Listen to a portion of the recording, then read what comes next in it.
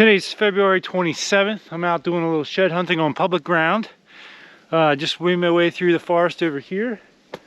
The snow is actually probably about 18 inches to 20 inches deep still. When you get off the deer trails, it comes over your boots. But here's one of the advantages of getting out shed hunting before the snow is all melted off, is it really makes the deer bed stand out. So here's a spot I just came on. A really big deer bed here, right on the edge of a drop off, so deer can see across this little valley here and up the other side.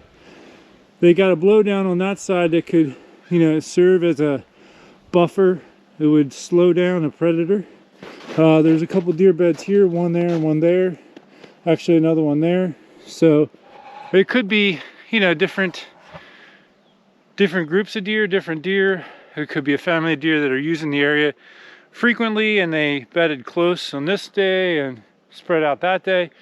But the point is, you can mark these kind of spots in like your GPS or your phone, and you can come back and survey them closer to the hunting season to try to determine, are the deer using this as a bedding area year round? So I'm going to keep shed hunting, but I've got my GPS here with me. I can mark spots like this and keep track of them, and that helps your effectiveness come the fall, get some insight on what the deer are doing potentially year round. Actually, I put the camera away, but I wanted to just point out a few details that help make this clear why this is a preferred deer bedding area. So where I'm standing is in the largest deer bed. There's a little bit of a drop-off topography in the topography, and it goes back up the other hillside. On this side, drops off to another little valley. There's also blowdowns here, here, here, here. So there's blowdowns around, which serve as a form of cover. It's harder to see the deer through the blowdowns, especially when they're laying down. And on the uphill side, the hilltop or the ridge top is right there. So it's above eye level from where I'm standing right now, just a little bit. What happens is air comes off of the top of hillsides and curls down. So this spot here, I'm about 30 to 35 yards from the very cusp at the top there. This is an area that helps them catch the scent coming from that way. But also sometimes that when the wind's blowing hard, it curls even farther and then comes back. So they're able to catch a scent down here, as well as they can catch a thermal coming up hills. When the hillside heats up, there's a natural thermal that comes up. This is the northeast, or mostly east. North is kind of that way a little bit, but east is there. The sun has come up right over there. So east, it's going to catch more sunlight and helps to create a thermal coming up this way. That can help the deer as far as winding predators. Now, if we look over this way, there's a very slight elevation goes up and then back down right there. So again, like when a deer's bedded down, its head can see just over that cusp there down the other way, but its body is concealed by the ground there and it can just see over top. So these are some details that contribute to this being a prime spot for bedding. It gives a deer so many advantages with wind and cover and line of sight and everything like that. So those are some things to keep in mind when you're out looking for bedding areas. All right, I want to point out another important detail when it comes to deer behavior. So just over this little rise right here is where the bedding area was. I'm probably 19 yards from where I was standing in the deer beds. Came over the rise, and I want to point this out to you. See where the deer trail goes right on the edge of this blowdown right here. So they're basically walking in cover right there, as opposed to wide out in the open. So when they're walking in cover, it's not only harder to see them, but if you're a human who wants to shoot a deer, you can't shoot through that. So if a human's over there, the deer are totally protected. And you got to remember, we are their primary predators, so they take advantage of things that are going to protect them from us. In this case, they're not going to walk through the wide open here.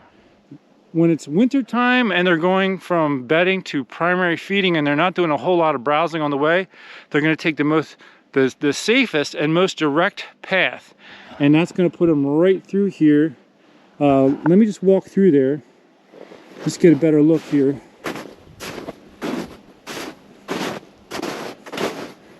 Now here, as I get into this blowdown, we could see another trail comes from over there, and it comes straight to the blowdown, turns and gets on the main trail. And as they walk through here, they are totally protected and concealed by this. So they can cut through that. Some deer tracks cut through that little opening in the blowdown there. Some cut through here, but they're actually going underneath those branches as they come through here. So just wanted to point some deer behavior out to you. As you're out scouting in the woods, even in the fall, look for things like this. When deer are pressured, they're going to take these types of concealed corridors if they can.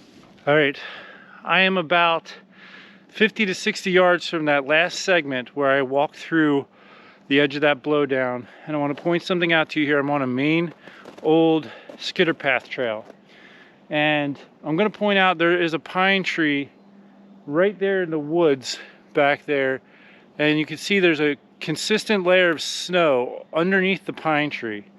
Now I want to show you this pine tree right here. There was a dominant scrape under this tree in the hunting season. Here we are at the end of February, and I believe the deer have continued to really work this spot. Let's take a look here. So this is what you're seeing. Now it is another pine type tree. It might even be a cedar, but there's no snow under it, and it's because of the deer have been working it. And in particular, we can see right here where there's little bits of the evergreen on the ground from the deer knocking it, from the bucks getting up here and nibbling and knocking it down with their antlers and stuff. You don't see it over here on the ground underneath this tree. You see it right here. There's some deer scat. You see it right under the primary. This was the primary scrape spot all fall. And then here's some deer scat here. There's a deer bed there where a buck could bed down at the scrape and just wait for a doe to come. Especially as you get later into the season, they need to be efficient with their energy expenditure. So a buck will just lay right here, which clearly that happened, and he'll just sit at the scrape waiting to see if a hot doe comes.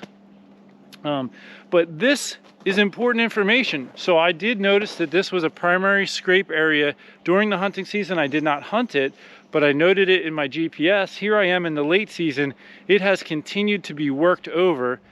The challenge would be, this being heavily hunted public land, will I be able to get a setup here with the deer moving through in daylight in some of those peak hours? Another thing is, there's really not much as far as being able to set up in a tree to get a clear shot to here. So this is a tough spot. There's a lot of limitations to it, but it's clearly a good spot. So this is one that I will continue to mull over in my head. How would I like to make an effort? I could get up in like a saddle right there in that tree there. It's kind of thin, but the only problem is I'm right on top. That's about 8 yards away from the scrape. It's a tight shot. And it's one that could be done, but it's you're basically, you've got very limited shot opportunities or angles. But it's something I'll monitor. I could even consider putting a trail camera here next year.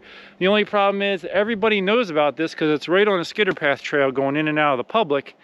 And someone could see that camera and vandalize it. I've had my cameras broken here, or they could just take it. So those are some limitations, but we're out scouting, we're shed hunting. I'm going to keep going. Let's see what other kind of information I can find. All right, I've gone about 90 to 100 yards from the scrape, and I want to point out I found another bedding area.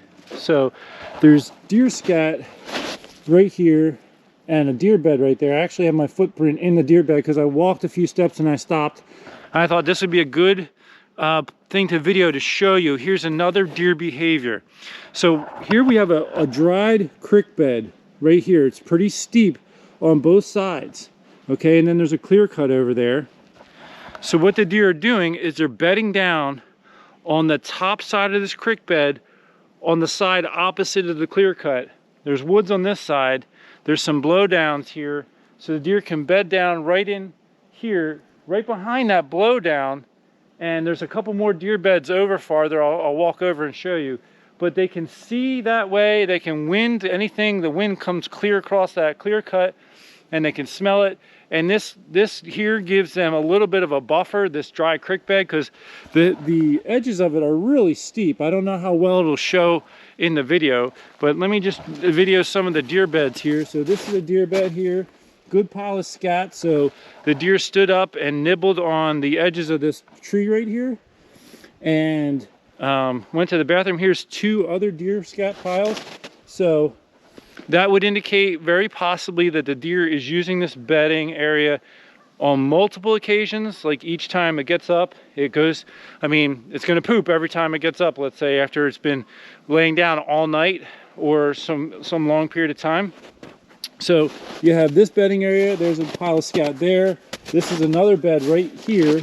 So this whole area right here is a deer bed. And then over here, there's 2 more deer beds right up in here. Let me just video this. So here's a deer bed, and there's a deer bed. There's piles of scat everywhere. This is the steep, you know, creek bed side. And over in here, there's some blowdowns, and then they can see out there. There is another skitter path trail over there through the woods. So the deer have a great vantage point here. They're set back in, away from the main travel areas. They can watch. Deer could just lay here and let people walk by those trails and not even get up, or they can let people walk right down the edge of this clear cut and never move. And that's one of the tricks that deer do, is they just stay put a lot of times. I see some buck rubs on a line down through the woods. They're smaller saplings, kind of like this here, so the camera won't pick it up from here, but you know, 35 yards over that way I see some, so it could be a younger buck. But here is a good primary bedding area. We can tell that the deer are using this frequently.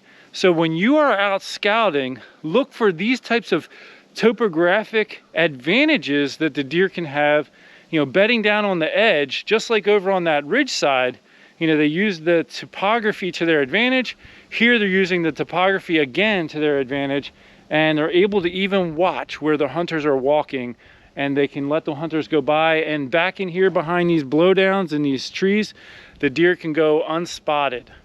I'm gonna keep going. Okay, actually I took about 10 steps, and I wanna film just a little more. There's a tremendous amount of deer scat here just on the other side of those deer beds. And I'm looking at the size of the pellets.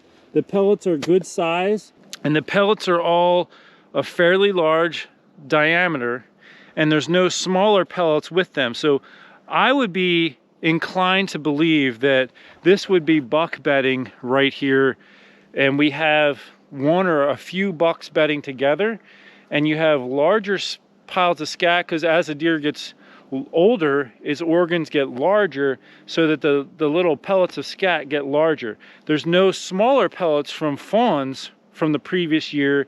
Usually the fawns are with the mother during the winter time, like the doe fawns are with the adult fawns, and you'll see piles of scat from the fawns as well. There's another deer bed right there and another one right there. So yes, I already marked this in my GPS. There's a white oak right there, so they've got food all right around the bedding. What deer will do, so here's the white oak right here. In the fall, if that tree is producing, the bucks will stay in their deer beds until about 45 minutes before dark, and then they'll get up and they'll feed underneath the closest oak tree until dark, and then they'll walk off. That's why very often you don't see bucks except for nocturnal movement in the fall. And a lot of times, you know, in the very beginning of the fall, before the deer get pressured, you might see them showing up at food sources while it's still a little daylight. But a lot of times it's going to be, the bucks are going to, I mean, that deer bed's right underneath here. Let me just grab my bag and walk over there. So all this scat here, this trail, more piles of scat there, more piles of scat there. Here's a deer bed here. Here's a deer bed here. Here's a deer bed here, pile of scat right in it. There's a deer bed right there. All the way down to the grass, you can see the snow is about 18 inches deep right around the edge of that. So this deer bedded with its back right up against a tree. There's a pile of scat right in it, pile of scat right here. So this is an area that is heavily bedded in. That's what all these piles of scat are telling us, is that the deer are in here often, because when they get up from bedding down for a long period of time, chewing their cud, and they get up to walk away, a lot of times they'll excrete, and that's why you have a pile of scat right here. So in the fall, getting in here, right on this little ridge line here, this right above the dry creek bed, getting right in, set up in here, before an hour before daylight, you might be able to catch a deer coming in and bedding down. It might even be worth setting up a trail camera. There's a good tree right there. Set up a trail camera facing where we're standing right now, and we could get the deer coming in and bedding down right here. See what time of day they're bedding. Sometimes they'll get up during the day. Maybe in the summertime there's water in this little creek bed. They can slip down in there and get a drink in the hot summertime. Here we are, we have bedding in the wintertime. So this could be a year-round popular bedding spot, and I'm super glad I'm out hunting, or yes, shed hunting today, and doing some scouting, marking these kind of spots. All right, so just looking back here, these are the big piles of scat I pointed out a minute ago. Here is a buck rub right on this tree right here. So buck, you know, getting up from his bed, we did some rubbing, and you can tell by the gouge marks, you know, maybe how many points he had, how long his tines were. I'm going to guess that this buck here was, you know, maybe like a 6-pointer, around that, maybe a 1.5 year or 2.5-year-old 6-pointer when he made this. That's okay though. I mean, this is a younger buck, but if they have a preferred spot that they make home and they grow up there, you know, in a year or two, he's going to be an even better buck. So that rub right there is about 30 yards from those other rubs I was mentioning earlier that I could see down through the woods. I'll just take a walk over and show you one of the ones I can see here as I make my way off. Here's another deer bed right here. This is another deer bed right here, but it's not as pronounced, but there is a pile of scat in it. Okay, so here is one of the buck rubs I saw from a distance. This tree right here, I don't know if the sunlight is going to be too bright. A whole bunch of deer beds right here. There's deer beds here, scat, there's a deer. Look at all this, several piles of deer scat on either, well, that is just a tremendous amount of deer scat right there. So, and they're large pellets too. So either it was a huge deer, which that's what it looks like. It looks like all one pile of scat. There's more deer beds there.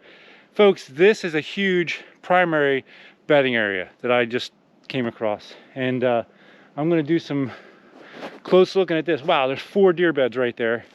There's one right there, one there, and one there.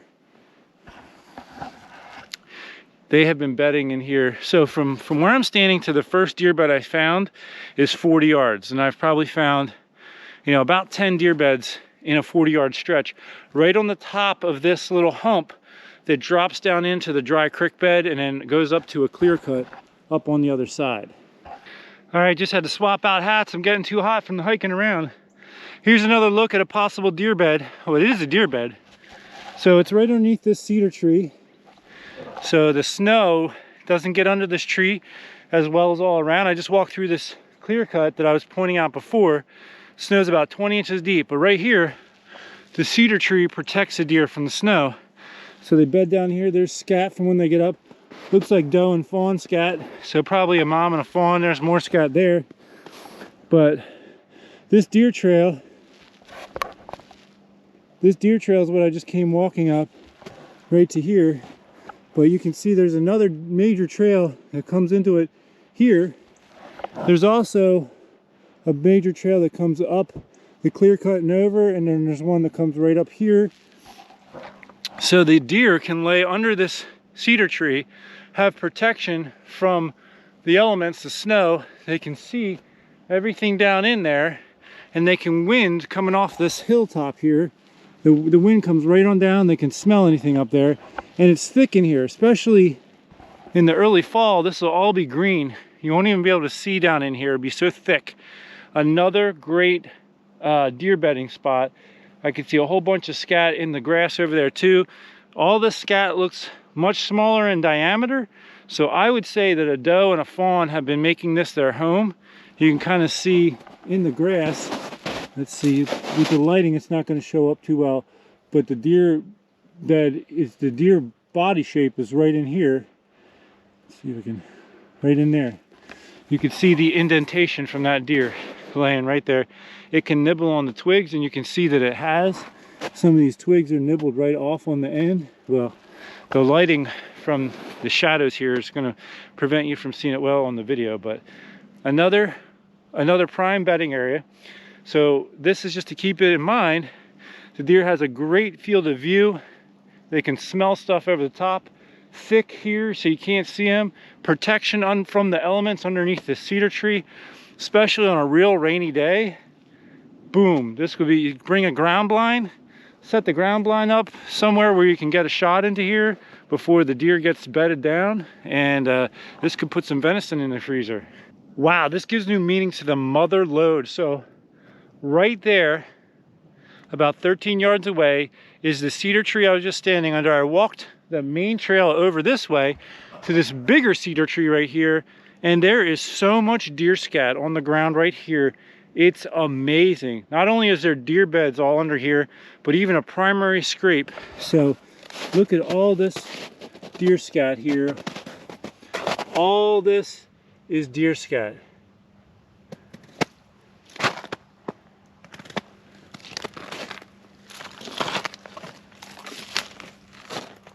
Right here's what could be there. I mean, there's just deer beds all through here. Deer beds and a primary scrape.